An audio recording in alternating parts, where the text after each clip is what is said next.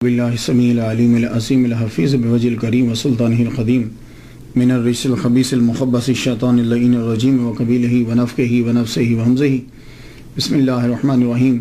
تمام نبیوں کے سردار حضرت محمد صلی اللہ علیہ وآلہ وسلم اور تمام مذاہب کے سردار دین اسلام کے پیروکاروں، سلام علیکم طبتم، رحمتیں اور برکتیں، صلاۃ و سلام سرکار کی ذات پر اور دنیا کے عظیم ماں باپ، حضور کے ماں باپ حضرت آمینہ اور حضرت عبداللہ۔ آج کی گفتگو جو ہے وہ 33ویں مرحلے میں داخل ہو گئی۔ حضرت رحمت میں ربی حضرت امام مالک رحمۃ اللہ علیہ کے بارے میں گفتگو ہے۔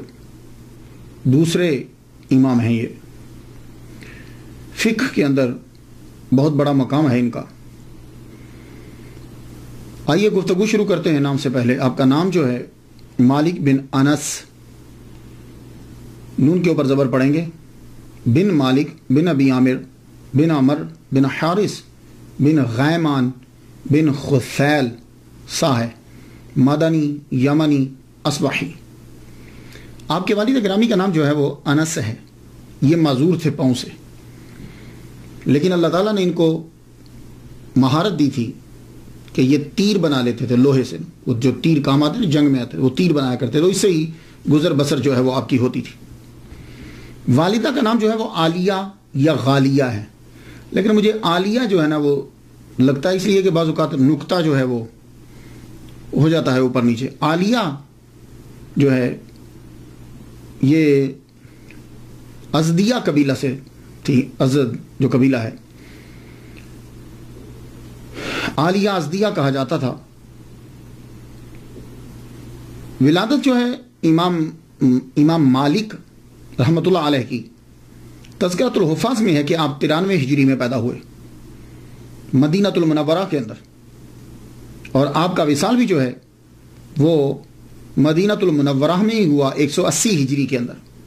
ٹوٹل آپ نے 87 بہاریں جو ہیں وہ دیکھی، تو زمین پر 87 سال 87 ایئرز آپ جو ہیں وہ رہے۔ کسی نے خوب کہا ہے، فخر الائمۃ مالک نعم الامام السالک مولدہ نجم ہدا وفاتہ فاز مالک۔ کہتے ہیں کہ نجم 93 اس سے ان کی تاریخ پیدائش، اور فاز مالک 180 اس سے ان کی تاریخ وصال جو ہے وہ نکالی گئی۔ آپ کے نام کے ساتھ مدنی جو ہے، حضرت عمر رضی اللہ تعالیٰ عنہ کے بعد اگر کوئی مدنی ہے نا، سچا مدنی، تو امام مالک ہے۔ حقیقی طور پر آپ مدنی ہیں، مدینے کی ہر چیز سے آپ کو محبت۔ حضرت عمر رضی اللہ تعالیٰ عنہ سے تو بڑی محبت کرتے تھے۔ کیوں؟ حضرت عمر رضی اللہ تعالیٰ عنہ کی یہ آرزو تھی کہ میں مروں تو مدینے میں مروں، یہ آپ کی آرزو تھی۔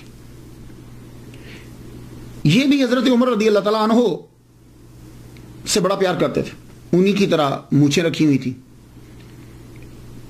اور انہی کے فتاوا پر، ان کے بیٹے کے فتاوا پر جو ہے وہ فتوا دیتے تھے، انہی کی فقہ کو زیادہ تر ترجیح دیتے تھے، انہی کی جگہ پر بیٹھتے تھے۔ تو اگر آپ مدنی کسی کو کہیں گے، صحیح طور پر مدنی اگر ہے کوئی، تو امام مالک رحمۃ اللہ علیہ۔ آپ کے اساتذہ زیادہ تر مدنی، آپ نے مدینہ کے استادوں سے، اساتذہ سے زیادہ تر جو ہے وہ سیکھا۔ آپ نے رہائش اختیار کی تو مدینہ میں، حالانکہ بارہا آپ کو خلفاء نے بلایا کہ بغداد آ جاؤ، اس جگہ پہ آ جاؤ جہاں جاتے، لیکن آپ نے مدینہ نہیں چھوڑا، تو رہائش اختیار کی مدینہ میں۔ آپ کو مدینہ سے اتنا پیار تھا کہ نئی درسگاہ نہیں کھولی۔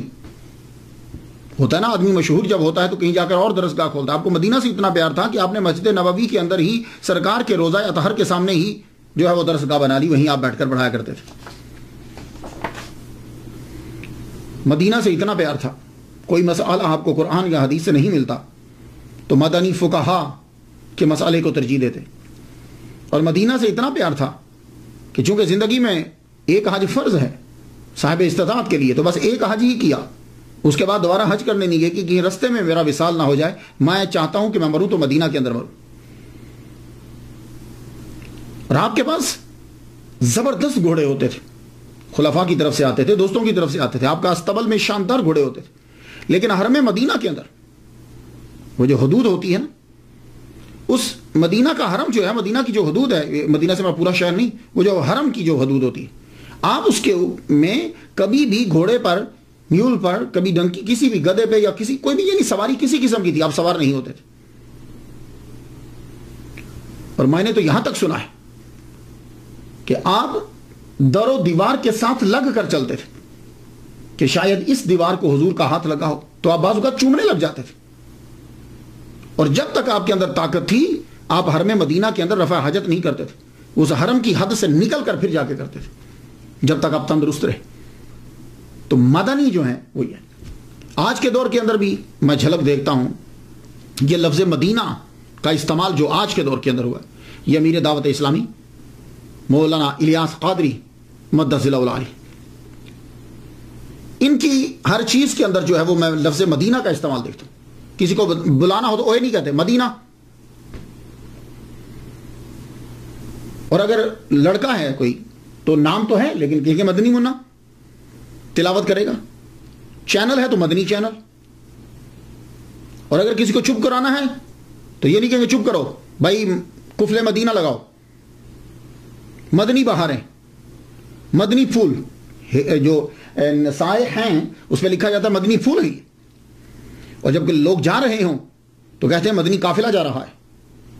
اور عالمی مدنی مرکز سے رابطہ کریں. باب المدینہ، مکتبۃ المدینہ، غم مدینہ، مدنی عملہ سے درخواست ہے، یعنی جو کام کر رہے ہیں لوگ. مدنی علاج، کوئی بیماری ہوگی تو جاؤ علاج کرو، مدنی علاج کرو.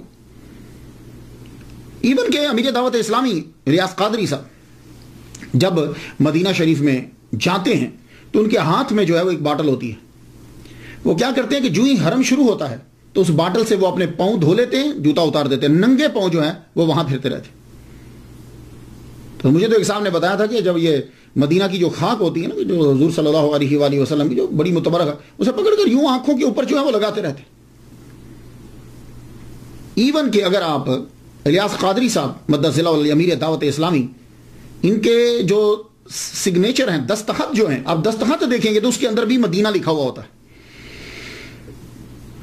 تو ایک بات یاد رکھیے گا، یہ جو لوگ عروج پہ پہنچتے ہیں نا، یہ مدینہ کی خاک کی وجہ سے پہنچتے ہیں. میرا تو آپ لوگوں کو تو مجھے معلوم نہیں ہے، لیکن میرا یہ ہے کہ دو چیزیں بیس ہیں، توحید اور عشق مصطفیٰ. میں تو یہ دیکھتا ہوں بس، توحید اور عشق مصطفیٰ. اب اس کا مطلب یہ نہیں ہے اب جس کو عشق ہوگا وہ حضور کا کلمہ بھی پڑھے گا اور حضور کی تابع فرمانی بھی کرے گا. یہ بات یاد رکھیے گا. اب یہ نہیں کہ جس کو عشق ہو تو داڑھی کٹائی ہوئی اس نے اور وہ چرس پی رہا ہے نماز میں، ایسا نہیں ہوتا. وہ عشق ہے ہی نہیں ہے. توحید اور عشق مصطفیٰ جس میں نظر آتا ہے ہم اس کے در کے سگ ہیں. یہ بات یاد رکھیے گا. تو اس لیے یہ جن لوگوں کو بھی اللہ تعالیٰ نے مرتبہ دیا ہے وہ مرتبہ مدینہ کی وجہ سے ملا. مجھے ایک صاحب بتا رہے تھے کہ ڈاکٹر طاہر القادری صاحب مدینے کی گلیوں کے اندر گھومتے رہتے ہیں. ایک دفعہ تو کسی نے ان کا پاسپورٹ پکڑ لیا. وہ کہہ رہے بھائی یہ مدینے کی گلیوں میں کیوں گھوم رہے ہیں؟ اور ایسے ایسے بھی لوگ ہیں کہ وہاں جا کر بھیس بدل کر کام کرتے رہتے ہیں، وہاں کے وضو خانے کو صاف کرتے رہتے ہیں. اللہ تعالیٰ ایسے عزت نہیں دیتا. اس لیے آپ لوگ دیکھو تصوف کے اندر یہ توحید اور عشق مصطفیٰ. کسی میں توحید ہے اور عشق مصطفیٰ نہیں، وہ بھی بندہ ابھی تک کامل نہیں ہوا. توحید اور عشق مصطفیٰ جس میں دیکھو دیوانے ہو جاؤ اس پہ. تو امام مالک حقیقی مدنی، جیے تو مدینہ میں، قبر ہوئی تو مدینہ میں، زندگی گزار دی مدینہ میں، مدینہ کے لوگوں کو ترجیح دی، مدینہ مدینہ کر دیا. اور اصبحی، آپ کے نام کے ساتھ اصبحی بھی لگتا ہے. یہ یمن کا ایک قبیلہ ہے. ابو عامر پہلے تھے کہ جو یمن سے آئے تھے اور حضور صلی اللہ علیہ وآلہ وسلم کے ہاتھ پر اسلام قبول کیا. اور یہ غزوہ بدر کے علاوہ تمام غزوات میں محمد مصطفیٰ صلی اللہ علیہ وسلم کے ساتھ شریک ہوئے. تو یہ چونکہ قبیلے کے ساتھ تعلق رکھتے تھے، اس قبیلے کے ساتھ، اسی لیے امام بنی اصبح قبیلہ تھا نا یمن کا، تو امام مالک بن انس اصبحی جو ہے یہ کہہ رہا ہے. تو یمنی، چونکہ آپ کے آباء و اجداد جو ہیں وہ یمن میں رہتے تھے تو یمن سے آئے تھے، اس لیے آپ کے نام کے ساتھ آپ لوگ یمن بھی جو ہیں وہ یمنی بھی پڑھیں. اب آ جائیے گفتگو آگے شروع کرتے ہیں. امام مالک رحمۃ اللہ علیہ، آپ کا خاندان جو ہے وہ علمی گھرانہ ہے. کوئی نہ کوئی وجہ ضرور ہوتی ہے کہ آدمی جب بلندی پہ پہنچتا ہے نا تو کوئی نہ کوئی چیز ضرور آتی ہے. آپ کا گھرانہ علمی گھرانہ، بھائی آپ کے پڑھے ہوئے، دادا صاحب علم، پردادا صاحب علم، باپ علم کا قدردان. اب تفاوت تو فرق تو ہوتا ہے نا, مراتب تو ہیں.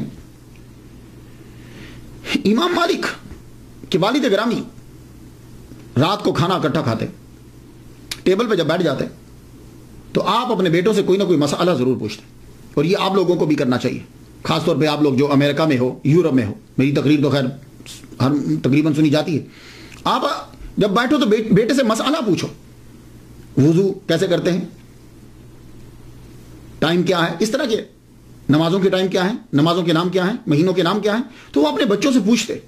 فقہ کا مسئلہ آپ نے امام مالک سے پوچھا, تب چھوٹے تھے وہ, امام مالک سے پوچھا, وہ جواب نہ دے پائے, آپ کو بڑا غصہ آیا, آپ نے انتہائی کھانے کی ٹیبل کے اوپر ڈانٹا. آپ کی والدہ جو ہیں وہ بھانپ گئی, رخ کو موڑ دیا انہوں نے. وجہ کیا تھی؟ ڈاکٹر ہشام ہیں, یہ اچھے مورخ ہیں, بولتے بھی اچھا ہیں, تاریخ پر بڑا عبور حاصل ہے ان کو.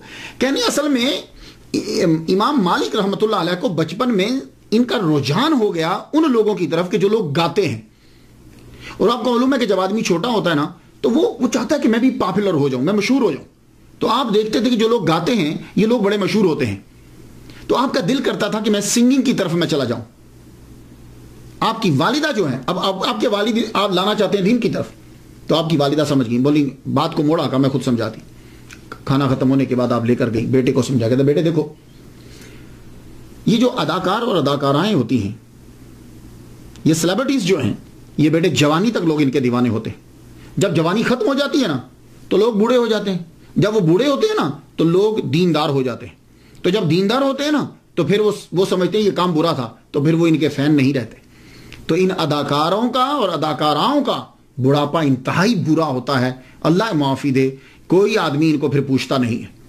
تو بیٹے وہ چیز سیکھو کہ تمہارے مرنے کے بعد بھی تمہارا نام زندہ رہے. بیٹے کے ذہن میں یہ بیٹھ گئے. تو مائیں جو ہوتی ہیں نا یہ بڑی زبردست کمال کی ٹیچر ہوتی ہیں. تو آپ کے ذہن میں بیٹھ کے لگے ماں میں پڑھوں گا. تو والدہ ماجدہ عالیہ ازدیہ نے کیا کیا, آپ نے بیٹے کو غسل کروایا, کہا چل بیٹے نہاؤ. نہا کے آئے, خوبصورت لباس پہنوایا. بھائی وہ اتنے غریب نہیں تھے, مہنگا لباس پہنایا اپنے بیٹے کو, اور سر کے اوپر پگڑی رکھی. یہ جیسے آپ نے دیکھا نا مدنی منع دیکھے آپ نے, سر کے اوپر پگڑی ہوتی, تو پرانے زمانے میں پگڑی رکھتے تھے, پگڑی رکھی, لیکن قد چھوٹا پگڑی بڑی رکھی, کہنا چل بیٹا چل. تو امام مالک کی والدہ محترمہ آپ کو لے کر سیدھا مسجد نبوی چلی گئی. مسجد نبوی میں چلی گئی. مسجد نبوی اس وقت دنیا کی بڑی یونیورسٹیز جیسی ایک یونیورسٹی تھی. Can you believe 70 classes Masjid Nabawi میں لگتی تھی, 70 کلاسز.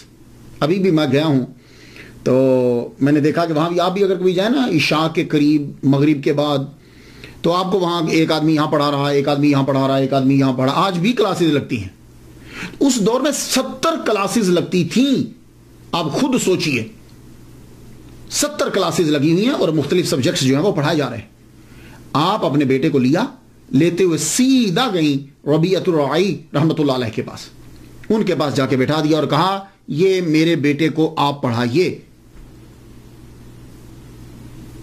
تو اپنے بیٹے سے کیا کہا. اب یہ جملہ سننے والا دیکھیے, یہ جو اتنی ریسرچ کرتا ہوں اور آپ کی طرف لاتا ہوں, اس میں آپ لوگوں کے لیے 1 2 3 باتیں ضرور ہوتی ہیں اور وہ آپ نے کیچ کرنا ہوتی.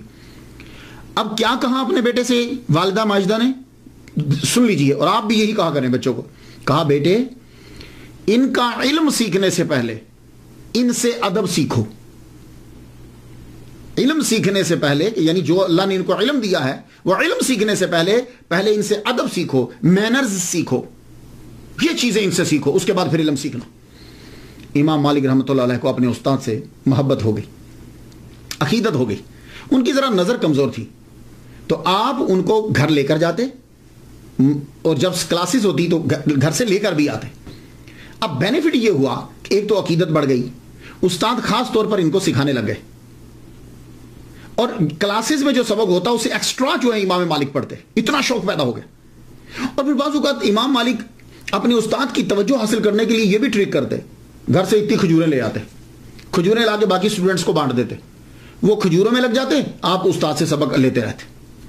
یہ ایک چیز تھی کہ آپ چاہتے تھے کہ میرے زیادہ سے زیادہ توجہ استاد کی میری جانب ہو جائے. اللہ اکبر جل شان. 7 سال تک آپ نے حضرت ربیعۃ الرائی رحمۃ اللہ علیہ سے علم سیکھا. 7 سال تک. بہت لمبا عرصہ ہوتا ہے. 7 سال بہت لمبا عرصہ. آج کل تو 7 سال میں بندہ علامہ بن جاتا ہے. 7 سال بہت عرصہ ہوتا ہے. تب بھی ایک ہی استاد کے پاس. ایک دفعہ آپ کی سسٹر نے ابا سے کہہ دیا ابا بہت ٹائم لگا رہے ہیں مالک. کہا بیٹے نہیں, وہ حدیث سیکھ رہا ہے, نبی صلی اللہ علیہ وآلہ وسلم کا فرمان سیکھ رہا, اسے سیکھنے دو. 7 سال ان سے سیکھا. ان کے بعد امام مالک کے دوسرے استاد حضرت عبداللہ بن ہرمز رحمۃ اللہ علیہ. میں یہاں ایک بات عرض کرتا جاؤں. یہ عبداللہ بن ہرمز کون ہے؟ میرے سامعین جو ہیں وہ ریسرچ کریں گے تو خیر ہر چیز حاصل کر سکتے ہیں, لیکن عام طور پر یہ کون ہیں؟ یہ غلام ہیں. کن کے غلام ہیں؟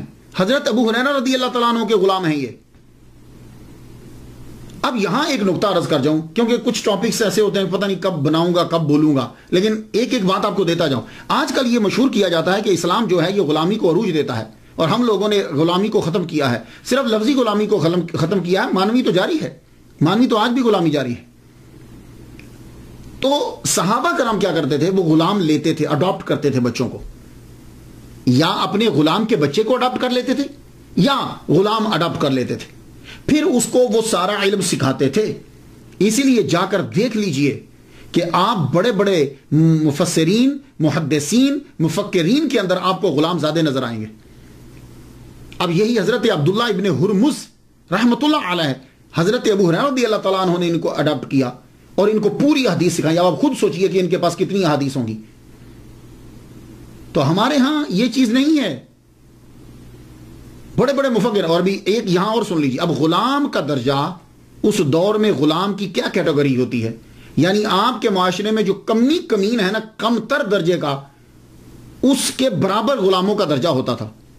اب آپ اندازہ کر لیجئے. لیکن وہ لوگ یہ سمجھتے تھے کہ اس شخص کے پاس علم ہے, یہ خوبی رکھتا ہے, وہ اس کی عزت کرتے تھے.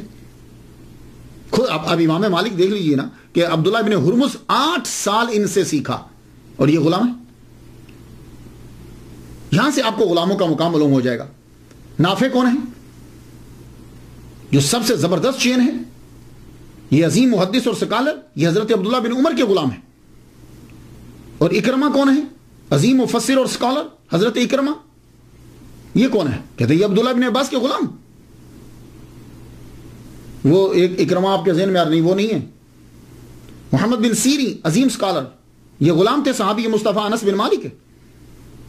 تو عبداللہ ابن ہرمز رحمۃ اللہ علیہ سے 8 سال تک ان سے جو ہے وہ علم سیکھا. ظاہری علم بھی سیکھا اور باطنی بھی سیکھا, جس کو آپ تصوف کہتے. تو آپ نے فرمایا کہ میں نے سارا علم جو ان سے سیکھا وہ لوگوں کو میں نے بتایا نہیں. تو ان سے آپ نے تصوف کا بھی علم جو ہے وہ سیکھا ہے. تب تصوف اور صوفیزم ابھی یہ نام اصطلاحات جاری نہیں ہوئی تھی. تو حضرت عبداللہ بن عمر رضی اللہ تعالیٰ عنہ کہ شاگرد نافع سے بھی سیکھا.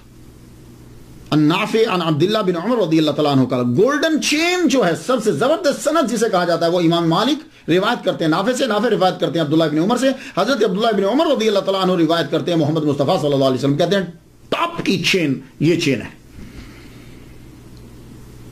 اور آپ کے جتنے اساتذہ ہیں وہ زیادہ تر تابعین ہیں, اور وہ تمام کے تمام جو ہیں وہ رہائشی ہیں مدینہ کے. اس لیے کہا جاتا ہے کہ آپ نے تقریباً 300 تابعین سے جو علم جو ہے وہ سیکھا. 300 تابعین سے. اب علم سیکھنے کے لیے پیسے درکار ہوتے ہیں. ہم لوگ تو یہ سمجھتے ہیں کہ لوگوں نے علم ایسے ہی سیکھ لیا. نہیں, اس وقت پیسے چاہیے ہوتے تھے. لاکھ دینار لگا دیا علم حدیث سیکھنے کے اوپر, تو فیس دینا پڑتی تھی. تو ایک دفعہ ضرورت پڑ گئی آپ کو, دوران علم کتابوں کی ضرورت پڑ گئی. تو آپ نے کیا کیا؟ آپ نے چھت کے اندر لکڑیاں تب لگتی تھی, تو وہ لکڑی بڑی قیمتی تھی. آپ نے چھت کو توڑا اور وہ لکڑی جو ہے وہ نکال کے بیچ کے اسے جا کے کتابیں لے کر آئے. اللہ اکبر جل شانہ. تو آپ کے جو اساتذہ ہیں ان میں سے عبداللہ بن دینار ان سے سیکھا, محمد ابن منکدر سے سیکھا, ابن شہاب زہری سے سیکھا. یہ ابن شہاب جو ہیں اللہ اکبر جل, یہ بھی ان کے استاد ہیں. زبردست فقہ کا تو ان کے پاس ایک ذخیرہ تھا. اور جو بھی شاگرد ان کے پاس سیکھنے کے لیے آتے, اور امام مالک رحمۃ اللہ علیہ جب جاتے تو یہ کہتے تھے نوٹ بک لے کر آیا کرو, سلیٹس لے کر آیا کرو. تو آپ لے کر جاتے, اس کے اوپر بھی لکھتے. کہتے لکھنا بہتر ہوتا ہے, لکھ لیا کرو, لیکن یہ نہیں ہے کہ اب تم صرف لکھنے پر ہی کرو, ایجاد بھی کرو. اس لیے جب امام مالک ان سے پڑھتے ابن شہاب سے تو جب وہ لکھ چکتے تو اس کے بعد کہتے آپ زبانی سناؤ، تو پھر آپ ان سے زبانی سنا کرتے تھے۔ اللہ تعالیٰ نے امام مالک رحمۃ اللہ علیہ کو اتنا حافظہ عطا فرمایا تھا، 1,00,000 احادیث مبارکہ جو ہے وہ آپ کو لاکھوں حدیثیں یاد تھی، لاکھوں حدیثیں جو آپ نے یاد کی۔ 17 سال کی عمر تک آپ نے لاکھوں حدیثیں جو ہیں وہ یاد کری۔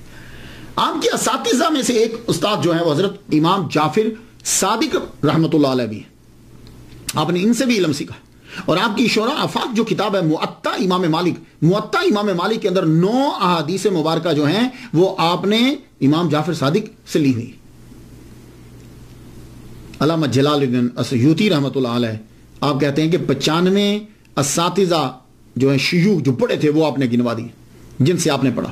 اور امام زرقانی رحمۃ اللہ علیہ نے یہ کہا کہ ٹوٹل آپ کے 900 اساتذہ تھے، 900، جن میں سے 300 صرف تابعین ہیں۔ اللہ اکبر جل شانہ۔ 21 سال کی عمر تک آپ نے جو سیکھنا تھا آپ نے سیکھ لیا۔ 21 سال کی عمر میں آپ فارغ ہوئے، فارغ ہونے کے بعد اب آپ مسجد نبوی کے اندر جو ہے وہ آپ پڑھانے لگے۔ تو آپ کیا سمجھتے ہیں کہ کوئی بھی آدمی آتا تھا تو مسجد نبوی میں پڑھانے لگ جاتا تھا؟ نہیں، 70 کلاسز ہیں تو کم از کم 70 استاد تو ہوں گے اندر بھائی، ہر کلاس کا ایک استاد، تو 70 تو ہوں گی کلاسیں۔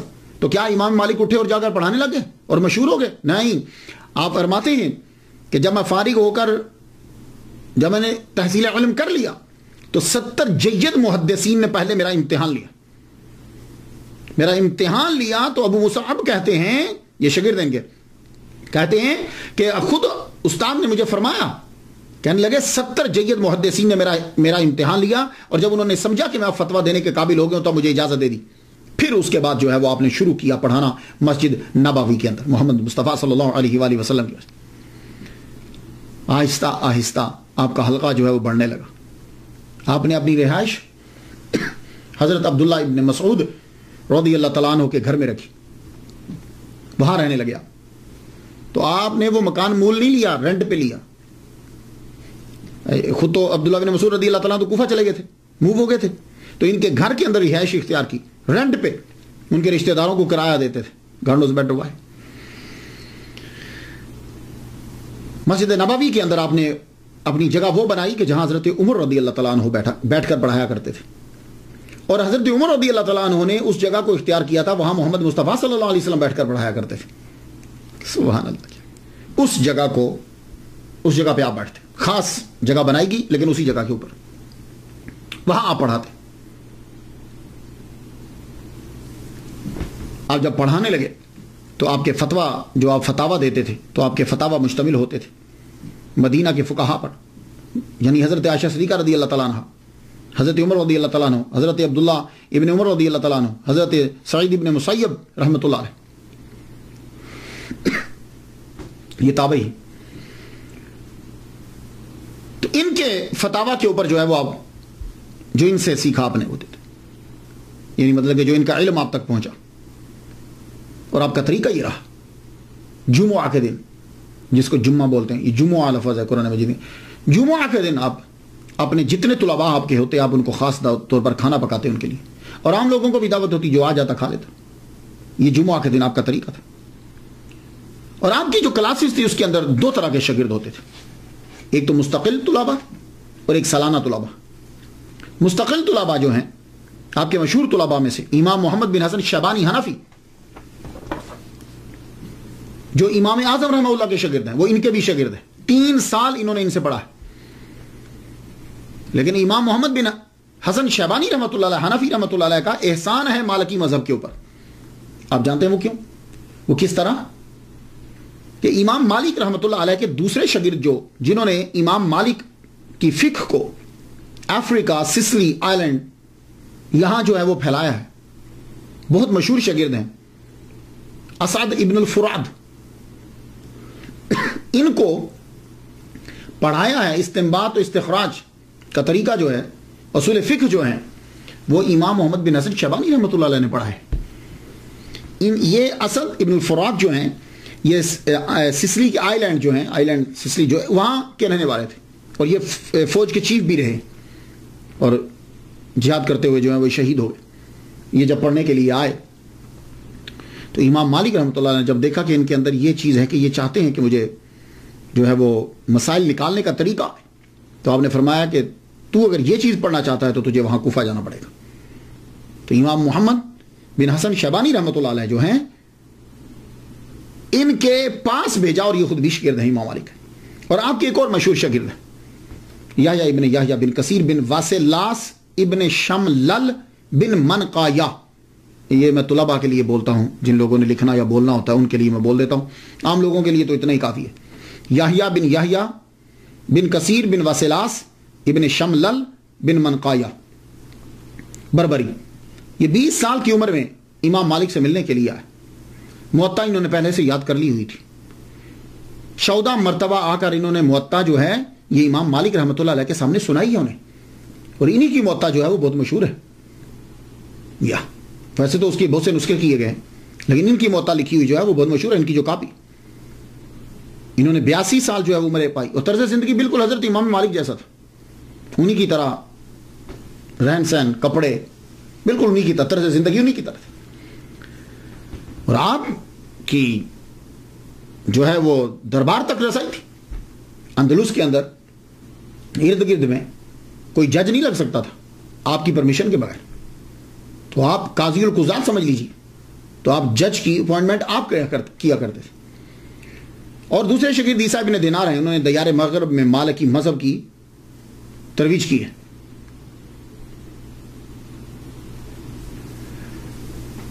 اسی طرح امام مالک کے شاگردوں میں سے آپ کی بیٹی جو ہے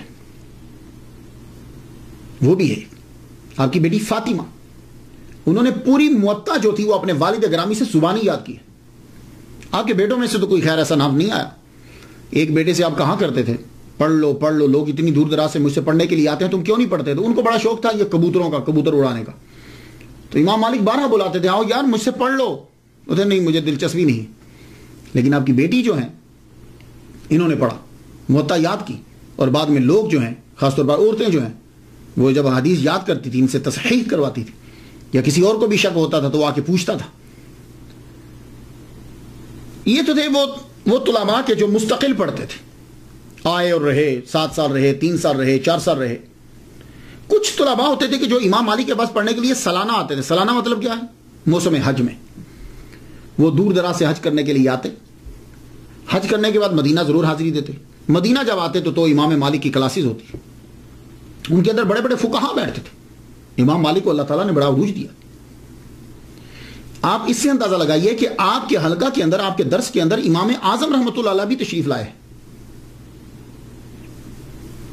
اس واقعے کو علامہ عبدالرحمن صفوری شافعی رحمۃ اللہ علیہ نے لکھا ہے نزہۃ المجالس کے اندر، اور ویسے بہت بڑے محدث جو ہیں علامہ عبد المصطفیٰ اعظمی رحمۃ اللہ علیہ، انہوں نے بھی اپنی کتاب روحانی حکایات کے اندر اسے لکھا ہے کہ امام اعظم رحمۃ اللہ علیہ جو ہے وہ ان کی محفل میں بیٹھ گئے، تو ان کو واقفیت نہیں تھی، ملاقات نہیں تھی، بیٹھے تو آپ کی نظر پڑی کہ نو کمر پہ ہے کہ نیا آدمی، پوچھنے لگے آپ کہاں سے ہیں؟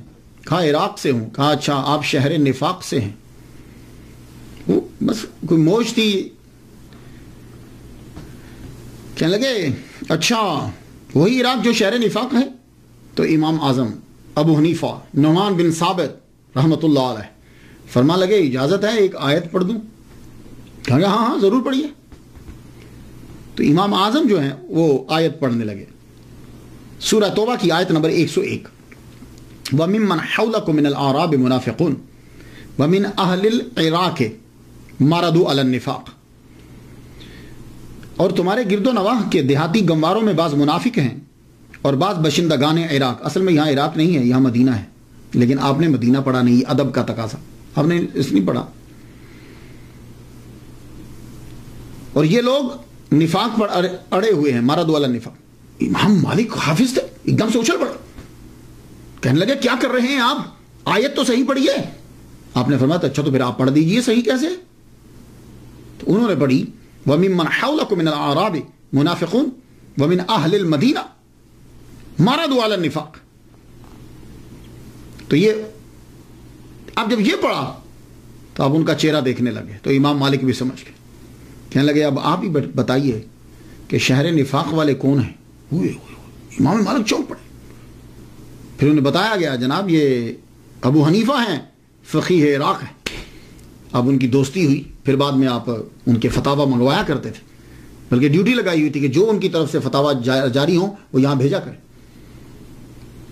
تو یہ میں آپ کو مثال دے رہا ہوں کہ سالانہ طلباء بھی ایسے جو وہ قافلہ آیا، کچھ عرصہ رکا، ان سے علم حاصل کیا، اس کے بعد چلا گیا۔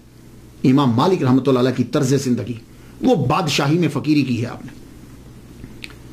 ماشاءاللہ اللہ تعالیٰ نے آپ کو بڑا لمبا قد دیا تھا، نیلی آنکھیں تھیں آپ کی، حالانکہ عرب میں نیلی آنکھیں نہیں ہوتی، نیلی آنکھیں تھیں آپ کی، بڑا خوبصورت چہرہ تھا، مہنگے ترین کپڑے، آپ جو بہترین ڈیزائنر تھے، یمن کے، ایجپٹ کے اور خراساں کے بہترین ڈیزائنر آپ کے کپڑا جو ہے وہ بیچتے تھے، وہاں سے کپڑا بن کر آتا تھا اور آپ پہنتے تھے۔ زیادہ تر کوشش ہوتی تھی کہ کپڑے کا کلر جو ہے وہ وائٹ ہو، آپ وائٹ کپڑا جو ہے پہنتے، خوشبو لگاتے، زبردست خوشبو لگاتے۔ اس کے بعد آپ نے ایک انگوٹھی رکھی، پہنتے تھے آپ چاندی کی، اور اس کے اوپر کالے رنگ کا جو ہے وہ نگ تھا، اور اس نگ کے اوپر لکھا ہوا تھا حسبنا اللہ و نعم الوکیل، یہ لکھا۔ اور آپ کی مونچھیں جو ہیں وہ بڑی تھی، حضرت عمر رضی اللہ تعالیٰ عنہ کی بھی مونچھیں بڑی تھی، یہاں سے آپ رکھ کے کاٹ دیتے تھے، منڈواتے نہیں تھے مونچھیں۔ آپ پوچھا گیا امام مالک سے کہ آپ مونچھیں کیوں نہیں منڈواتے؟ کہنے لگے یہ مونچھیں مونڈ دینا مسئلہ بنانے کے مترادف۔ تو حضرت عمر رضی اللہ تعالیٰ عنہ بھی جب کبھی کوئی مشکل مسئلہ آتا تو آپ یوں مونچھ کو پکڑ کے تاؤ دیتے تھے، اسے تاؤ دینا کہتے ہیں، یوں کرنا۔ تو سیم حضرت امام مالک بھی کرتے تھے، جب کبھی کسی مسئلے کو سوچ رہے ہوتے تو یوں آپ مونچھ کو پکڑ کے آپ بھی تاؤ دیا کرتے تھے۔ تو یہاں سے بڑی تھی، یہاں رکھ کے نا مثلا تو یوں کاٹ دیا کرتے تھے۔ اللہ اکبر جل شان۔ اور آپ جس گھر میں رہتے تھے اس گھر کے دروازے پہ آپ نے لکھا تھا، اور یہ اگر آپ کو بھی موقع ملے تو ضرور لکھیے گا۔ یہ سورہ کہف کی آیت نمبر جو ہے وہ 39 ہے، اس کا ایک حصہ ہے یہ۔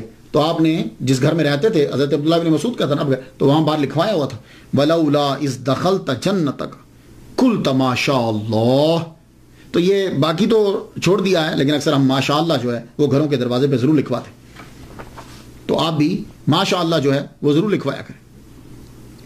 اور جب تو اپنے باغ میں داخل ہوا تو نے کیوں نہیں کہا ماشاء اللہ لا قوت الا باللہ؟ اور جب نماز پڑھنے کے لیے امام مالک رحمہ اللہ جاتے مسجد میں تو ایک رومال لے کر جاتے ساتھ، نرم سا نا رومال، نرم سا ہاتھ میں جو تھا رومال لے کر جاتے۔ کسی نے پوچھا جو نماز پڑھنے جاتے ہیں تو یہ رومال کیوں لے کر جاتے ہیں؟ فرمانے لگے اس رومال کو رکھ کے سجدہ کرتا ہوں اوپر۔ پوچھا کیوں؟ تو زمین پہ کرے نا۔ کہنے لگے پھر وہ یہاں محراب بن جاتا ہے، تو میں نہیں چاہتا کہ لوگ یہ میرا کالا نشان دے کے کہیں کہ وہ دیکھو بہت بڑا زاہد آ رہا ہے، تو میں یہ رومال نیچے رکھتا ہوں تاکہ اوپر ماتھا رکھوں تو وہ نشان نہ بنے۔ اللہ اکبر۔ اور یہ جو مشہور ہے کہ آپ بڑے نفیس کپڑے پہنتے تھے، بڑے مہنگے کپڑے پہنتے، یہ بات بہت مشہور ہے، بہت مہنگے کپڑے پہنتے تھے۔ ایون کہ ہمارے پیر جو ہیں عبد القادر گیلانی رحمۃ اللہ، وہ بھی بہت مہنگے کپڑے پہنا۔ اور یہ کرام کا اور صوفیہ کرام کا ایک گروپ ایسا ہے کہ جو کہتے ہیں کہ یہ قرآن سے بھی ثابت ہے، حدیث مبارکہ سے بھی ثابت ہے کہ اللہ تعالیٰ نے جب کسی کو دیا ہو تو اس کا اظہار جو ہے وہ اس کے لباس سے ہونا چاہیے، اس کے کپڑوں سے ہونا چاہیے۔ اب یہ ایک علیحدہ ٹاپک ہے، میں جانا نہیں چاہتا، آپ سمجھ گئے ہوں گے۔ تو امام مالک بھی انہی میں سے ہیں کہ جب اللہ تعالیٰ نے دیا ہے تو اللہ تعالیٰ کی نعمت کا شکر ادا کرنے کے لیے تمہیں وہ چیزوں کا استعمال جو ہے وہ کرنا چاہیے۔ امام مالک کا فلسفہ یہ تھا کہ زہد کپڑوں کے اندر نہیں ہوتا، زہد جو ہے وہ دل کی کیفیت کا نام ہے، تو اس لیے یہ ضروری ہے کہ پھٹے پرانے کپڑے جو ہیں وہ پہنے جائیں۔ دوسری وجہ یہ ہے کہ امام مالک محمد مصطفیٰ صلی اللہ علیہ وآلہ وسلم کی حدیث مبارکہ کا بڑا احترام کرتے تھے، بہت احترام کرتے تھے۔ آپ اندازہ اس بات سے لگا لیجیے کہ امام مالک رحمۃ اللہ علیہ نے جب حدیث پڑھانا ہوتی تھی تو ایک نشست کے لیے آپ غسل فرماتے تھے، کپڑے پہنتے، خوشبو لگاتے، ایون کہ آپ کی محفل میں جہاں حدیث پڑھائی جاتی تھی وہاں اور لبان جو ہے وہ سلگایا جاتا تھا۔ تو آپ جو ہے اتنا، اور اگر بیچ میں نشست میں وقفہ پڑ گیا، یعنی کوئی سی جگہ چلے گئے یا گھر چلے گئے، اس کے بعد کسی نے پھر کہا کہ مجھے حدیث سنا دیجیے، مسئلہ نہیں حدیث، تو آپ دوبارہ سے پھر شاور لیتے اور کھڑے ہو کر کبھی حدیث مبارکہ نہیں پڑھتے تھے، کہتے تھے بے ادبی ہے۔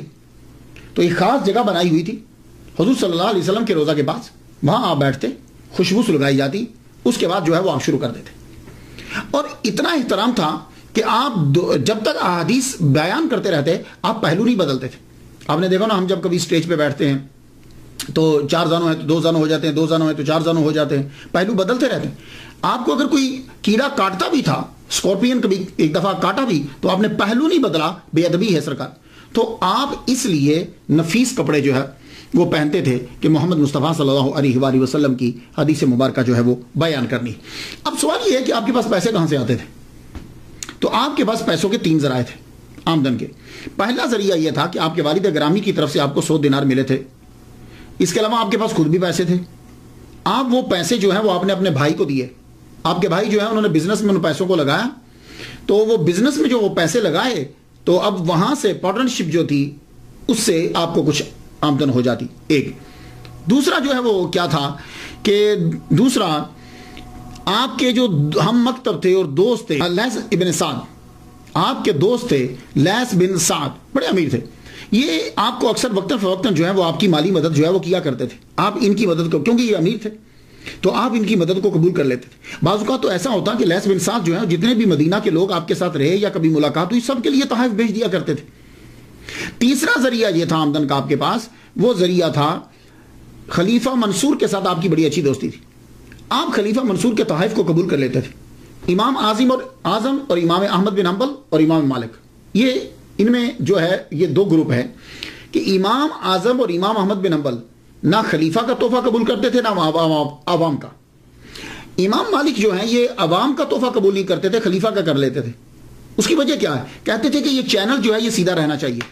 اگر ہم ان کے ساتھ تعلقات بہتر نہیں کریں گے تو پھر ہم تبلیغ کس طریقے سے کریں گے، ان کو نصائح کس طرح کریں گے. تو یہی وجہ تھی کہ خلیفہ منصور آپ کا بڑا احترام کرتا تھا، بڑی عزت کرتا تھا. اور اس نے چونکہ امام مالک جو ہیں ایٹ اے ٹائم مفتی مدینہ اور مفتی مکہ دونوں تھے، تو اس نے گورنر سے یہ کہہ رکھا تھا کہ جب بھی تم کوئی لا پاس کرو تو سب سے پہلے وہ امام مالک کو دکھا لیا کرو.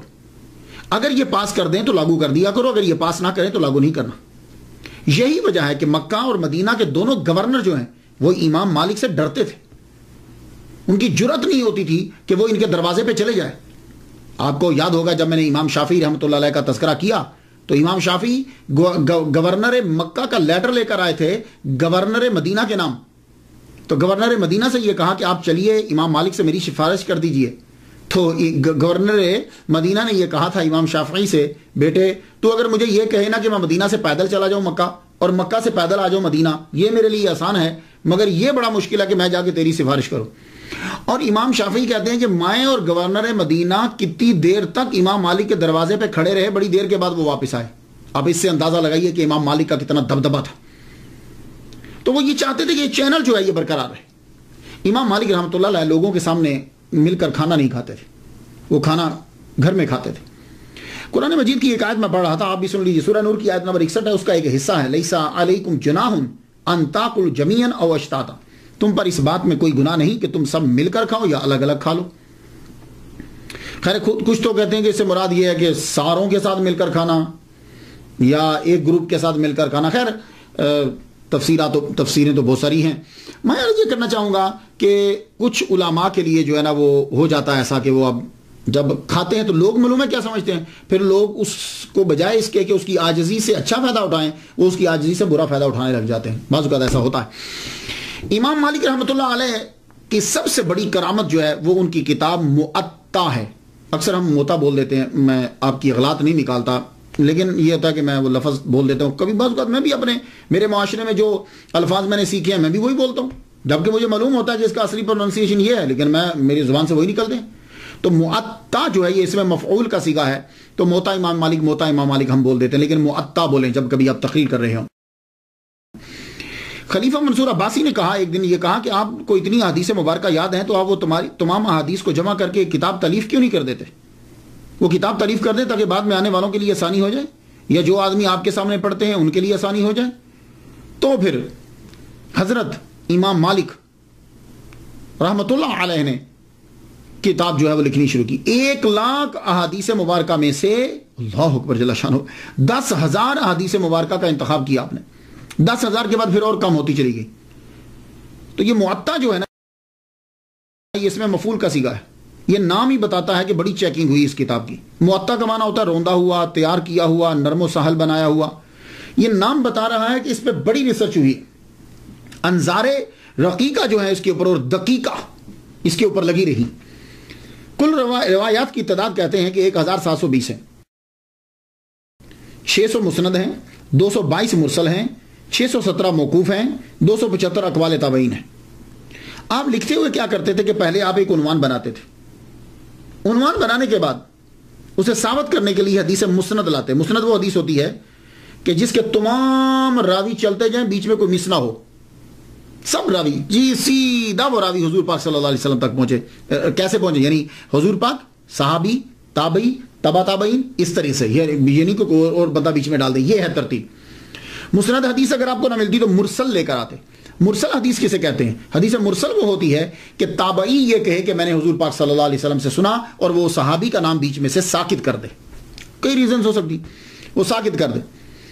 تو مرسل نہ ملتی تو اثار صحابہ کی طرف رجوع کرتے، اور ان میں حضرت عمر اور عبداللہ ابن عمر رضی اللہ تعالیٰ عنہما ان کے فتاوی کو جو ہے وہ ترجیح دیا کرتے تھے۔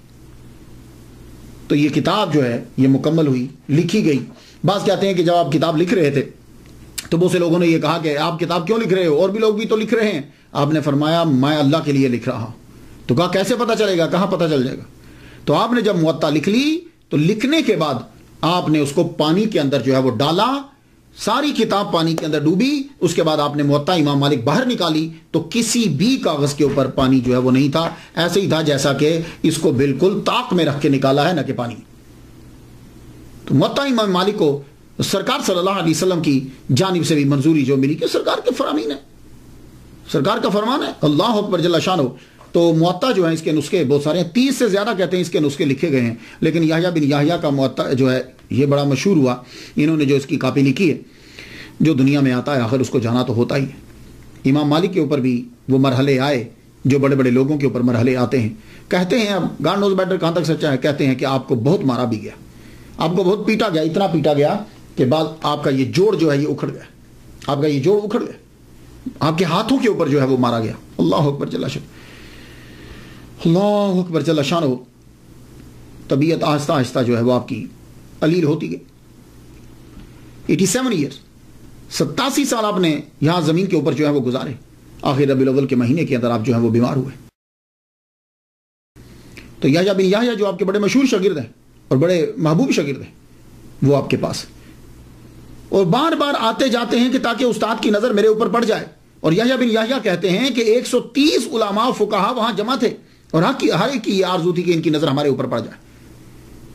آخرکار امام مالک رحمۃ اللہ نے اپنی آنکھیں کھولی، یحییٰ بن یحییٰ کو اپنے پاس بلایا، اور یہ بات سن لیجئے، یہ زبردست جملہ ہے، یہ خاص طور پر علماء کے لیے اور طلباء کے لیے خاص جملہ آپ نے امام مالک نے جو بول دیا۔ آپ فرماتے ہیں کسی شخص کو، یہ یحییٰ بن یحییٰ سے کہہ رہے ہیں آخر میں جب دنیا سے رخصت ہونے لگے، کسی شخص کو نماز کے مسائل بتلانا روئے زمین کی تمام دولت کو صدقہ کرنے سے بہتر ہے۔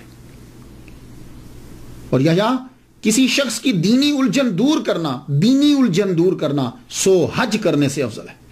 یحییٰ بن یحییٰ کہتے ہیں کہ اس کے بعد آپ نے کوئی گفتگو نہ کی اور آپ کا وصال ہو گیا 10، 11 یا 14 ربیع الاول کو 179 ہجری میں آپ کا وصال ہوا۔ اور یحییٰ بن یحییٰ مصمودی جو ہیں رحمۃ اللہ علیہ، انہوں نے تجہیز و تکفین کا انتظام کیا، اور آپ کی قبر مبارک آج بھی جنت البقیع کے اندر آپ کی قبر مبارک ہے۔ تو پہلے آپ کی قبر مبارک کے اوپر گنبد تھا۔ یہ ذرا پکچر دیکھیے گا، اس پکچر کے اندر 7 نمبر ذرا ڈھونڈیے گا۔